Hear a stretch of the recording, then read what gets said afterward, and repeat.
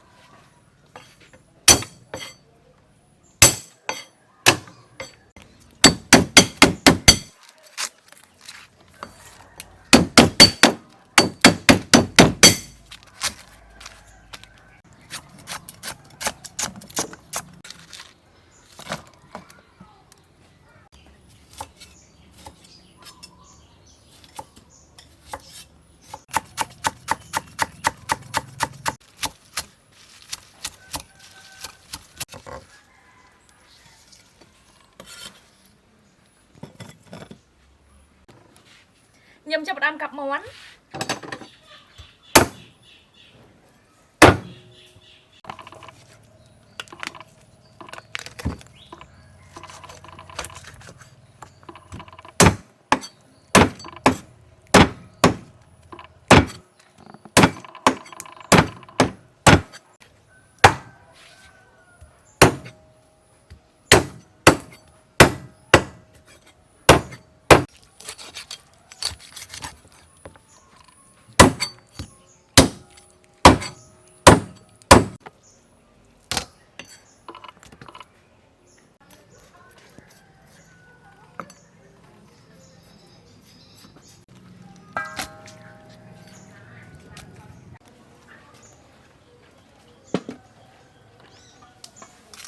đặt bao nhiêu ăn cũng hết nhâm chậm làm đã slow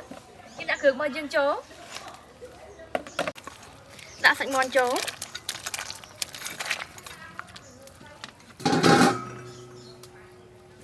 ẩm bẩn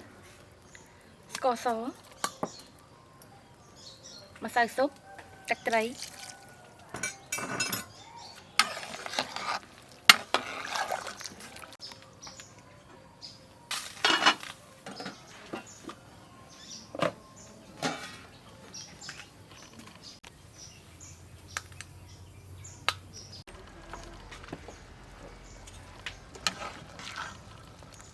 tòm tiếp nhâm đập lại cột chỗ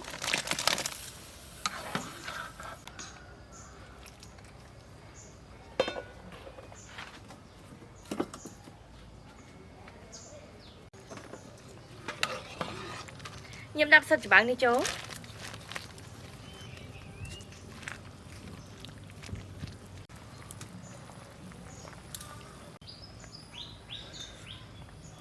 ស្លយើងមកល្មមឆ្ងាញ់ណាស់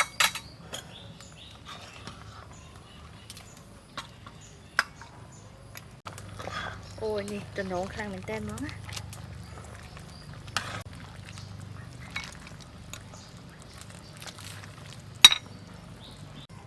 បន្តបន្តិចខ្ញុំចាប់ដាក់ជ្រក់ដាក់ជីអាណានិងជីនឹងរងចូល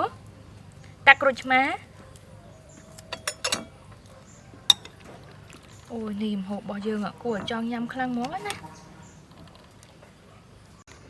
ស្ងោរជ្រូកមករបស់យើងបានរួចរាល់ហើយតើចាប់ផ្ដើមញ៉ាំជាមួយខ្ញុំទាំងអស់គ្នាអូយឡើងឈ្ងុយមកហ្មងណា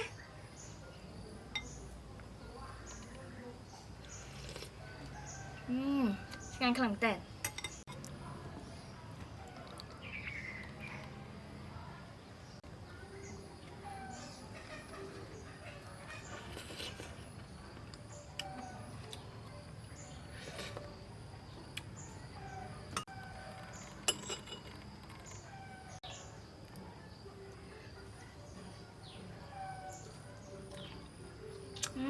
សាច់មករបស់យើងផុយល្អខ្លាំងណា